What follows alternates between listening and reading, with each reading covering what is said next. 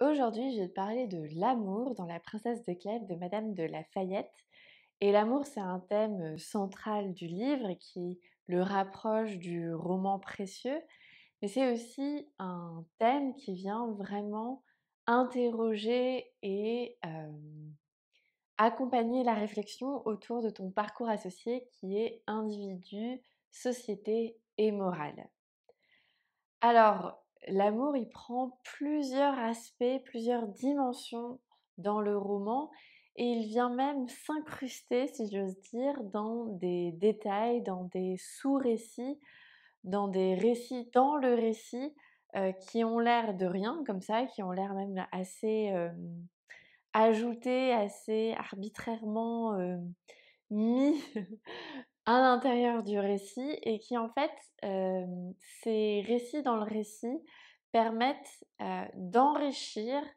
et de poser les bases de la réflexion sur l'amour. Madame de La Fayette, elle se rapproche assez des précieuses dans les salons du XVIIe siècle qui mettent l'amour au centre de leur réflexion et qui en font une analyse assez fine, qui va donner par exemple, lieu à la carte du tendre. Et donc Madame de La Fayette, elle aussi, elle propose dans son roman une réflexion et une analyse très fine du sentiment amoureux et elle va, y réfléchir et en donner une représentation dans le récit sous différentes formes et sous différents aspects, sous différents angles.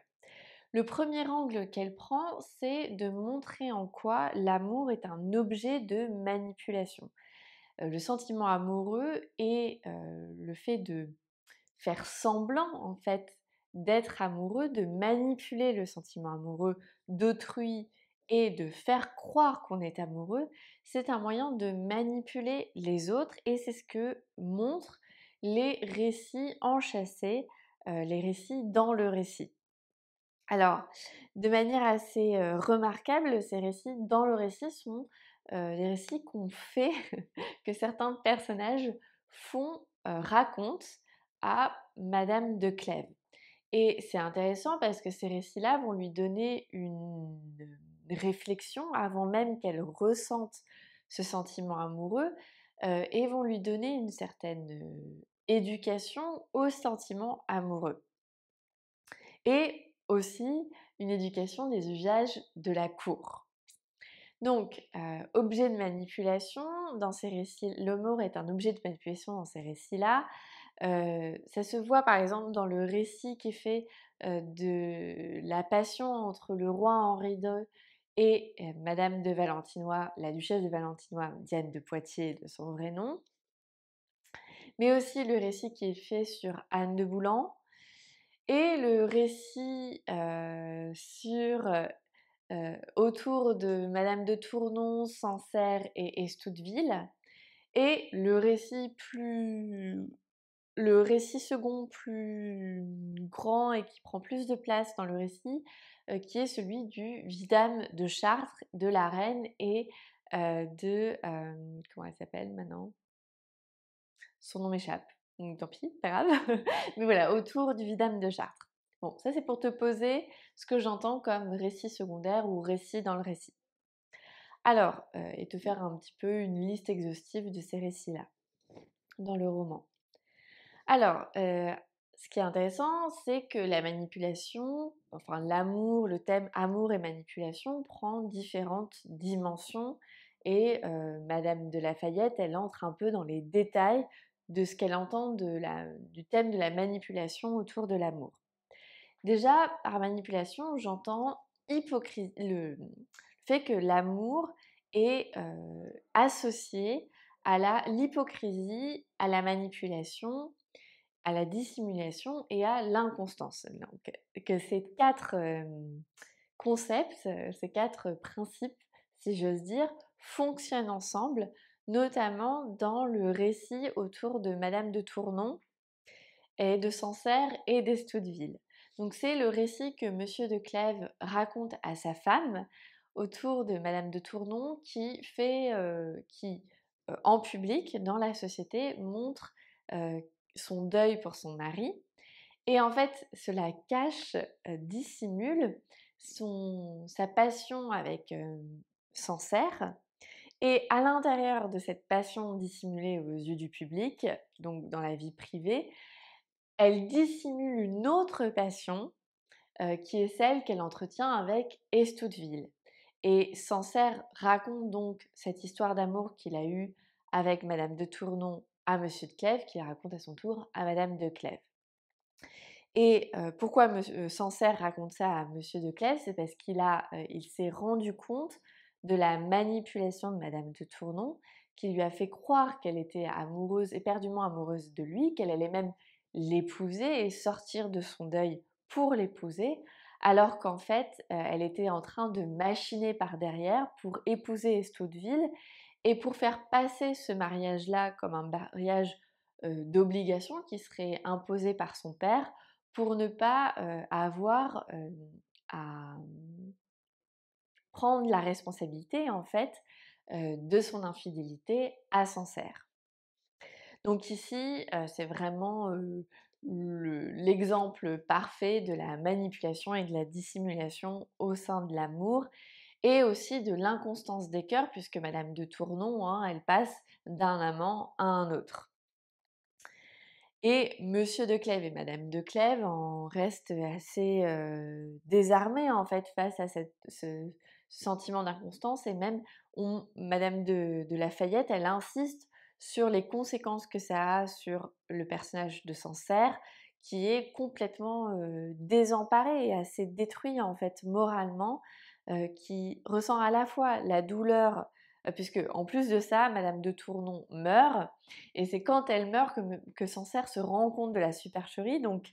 tu vois un peu, il y a une sorte de,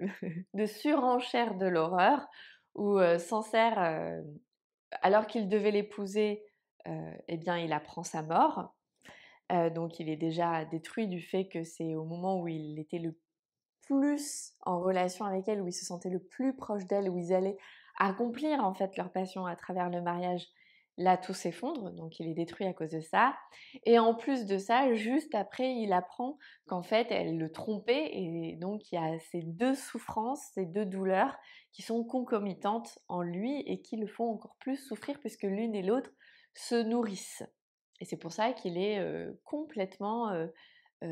envahi en fait par sa douleur de manière, complètement irrationnelle, il est dévasté. Donc ça, c'est une première histoire, une première histoire autour de, la manipulation et de la dissimulation au sein de l'amour. Une autre, enfin les 2 autres que je vais lier entre elles, c'est le récit qui est fait de Diane de Poitiers. Donc ça, c'est, le récit sur Diane de Poitiers, sur Madame de Valentinois, il est fait par Madame de Chartres à Madame de Clèves et elle lui fait ce récit-là pour lui montrer que,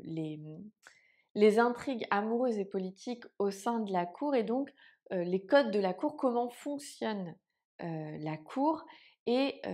elle insiste aussi sur le fait que ce que voit Madame de Clèves, en fait, n'est pas la réalité, qu'il y a des choses sous-jacentes,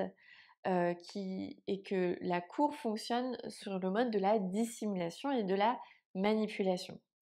Et ce qui est intéressant autour de et l'autre histoire, c'est celle d'Anne de Boulan et qui est très intéressante parce que c'est le récit que fait la reine Dauphine à Madame de Clèves.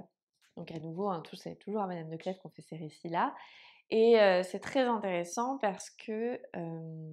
ici, ce qu'on essaye de montrer, c'est l'aspect funeste, en fait, de l'entremêlement entre intrigue politique et intrigue amoureuse. Donc dans les 2 cas, ce qu'on essaye de montrer, ce que montre Madame de Lafayette, c'est qu'au sein de la cour, l'intrigue amoureuse a toujours semblerait avoir toujours un aspect politique ou en tout cas d'ambition, d'intérêt personnel, d'amour-propre en fait, puisqu'on manipule en fait les sentiments, les femmes dans ces 2 histoires, les femmes manipulent les sentiments, enfin manipulent par les sentiments, pas les sentiments, mais manipulent par les sentiments les hommes très influents de la cour pour avoir elles-mêmes une influence au sein de la cour, un impact,